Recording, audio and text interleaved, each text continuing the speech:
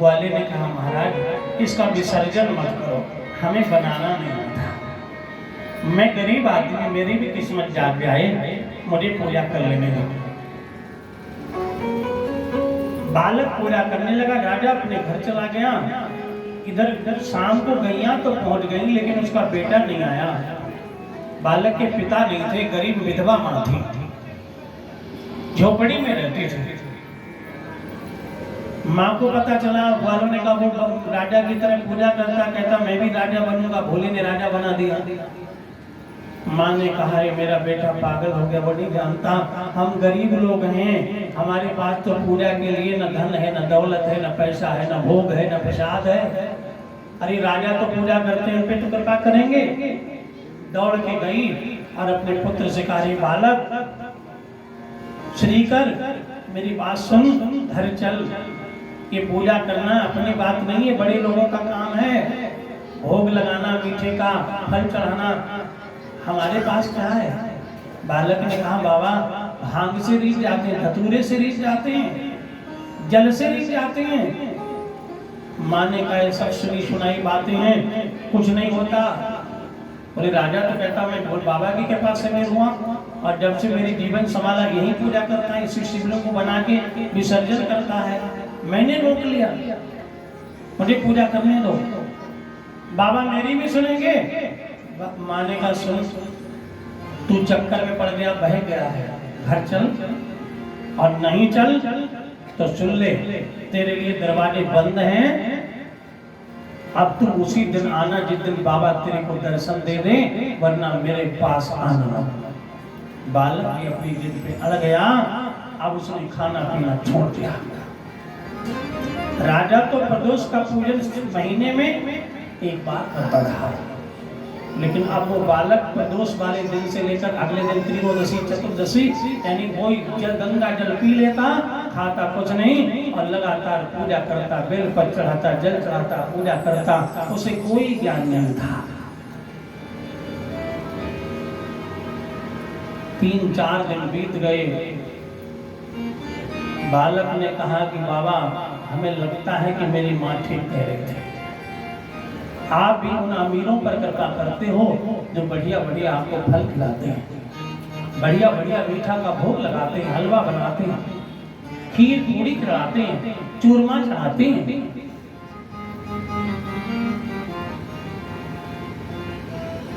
आज मेरे पास कुछ नहीं है, अब मैं आखिरी प्रार्थना करता हूँ, घर लौट के तो नहीं जाऊंगा और तुम्हें भी नहीं छोड़ूंगा, तुमको अपने कलेजे से लगा करके कूद करके इसी बहती हुई गंगा में मैं प्राण दूंगा, और मेरे पास कोई चारा नहीं, क्योंकि तुमने मेरे घर का रास्ता बंद करा दिया।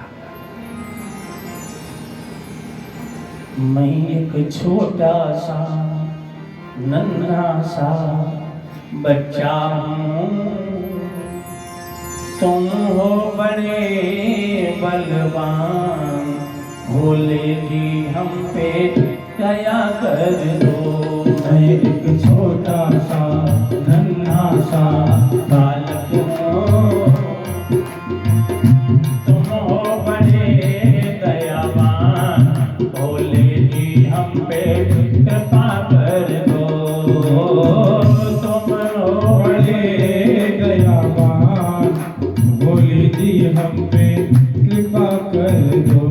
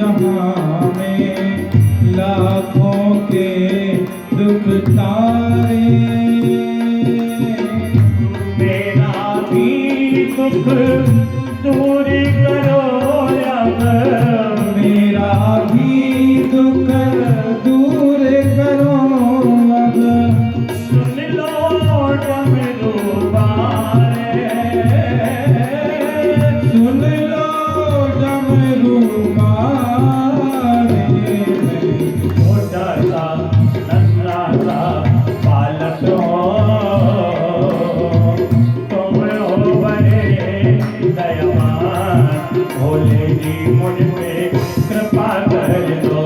हाँ तुम हो बड़े दयावान, भोले जी मुझ पे कृपा कर दो। मैं एक छोटा सा नन्हा सा बालक हूँ, तुम हो बड़े दयावान, भोले जी हम पे कृपा कर दो। भोले जी हम पे कृपा कर दो।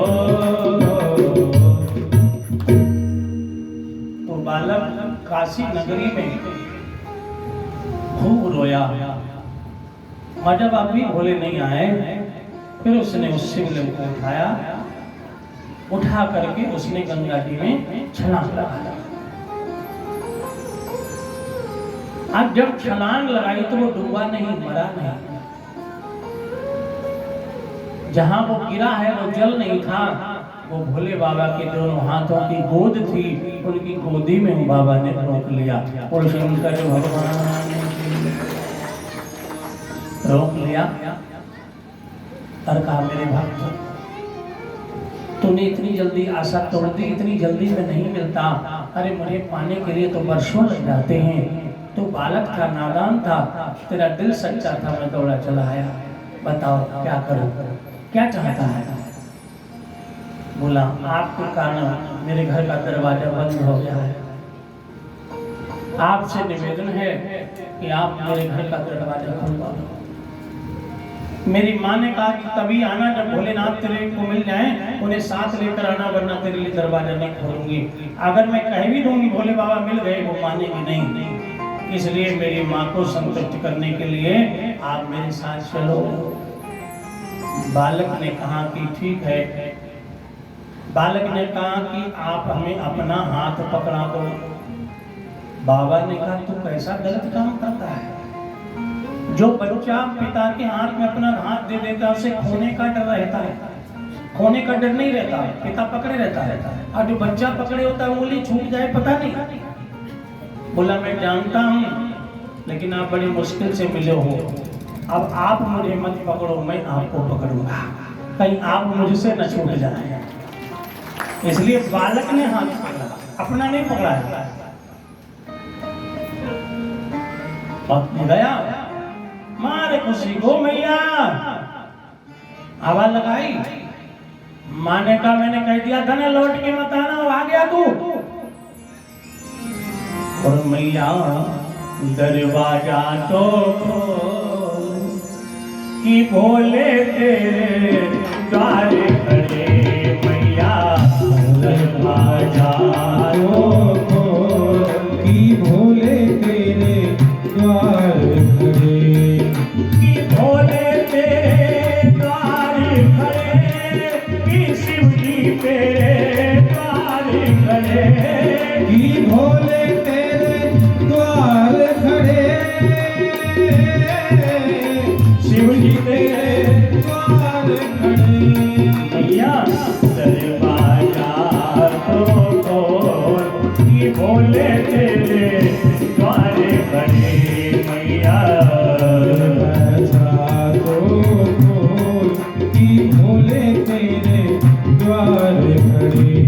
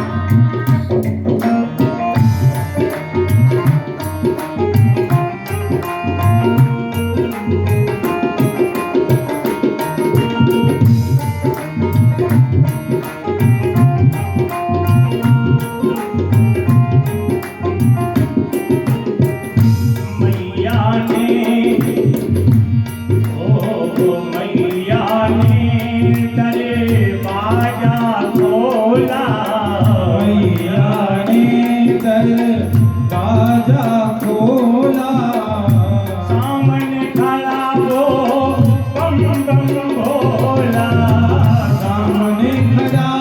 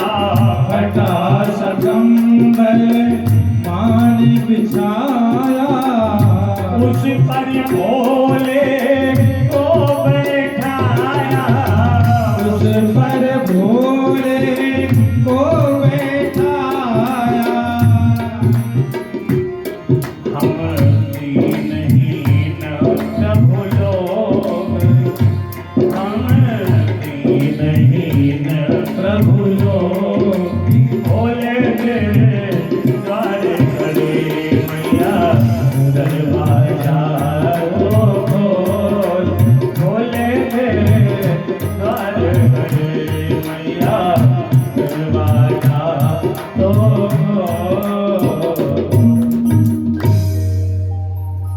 मैया ने दरवाजा खोला सामने खड़ा है बम बम भोला।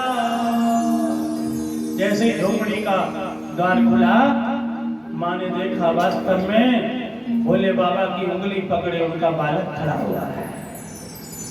खाए में कितनी पागल थी, मैं शांति थी। अमीर लोगों पर ही बाबा प्रसन्न होते हैं। ये दीन बंधु दीनानाथ हम गरीबों पर कृपा की क्या सेवा करूं। फटा कम्बल गरीबन ने बिछा दिया। बाबा ने ये भी नहीं देखा धुला कि नहीं धुला और बैठ गए। उसके घर में कुछ भी नहीं था, सिर्फ जल था। बाबा बोले ये मेरा नियम है, ना भांग हो, ना धतूरा हो, ना भोग हो, ना फल हो। अगर जल कोई मुझे चढ़ा देता है, एक लोटा जल हर समस्या का हल बन जाता है।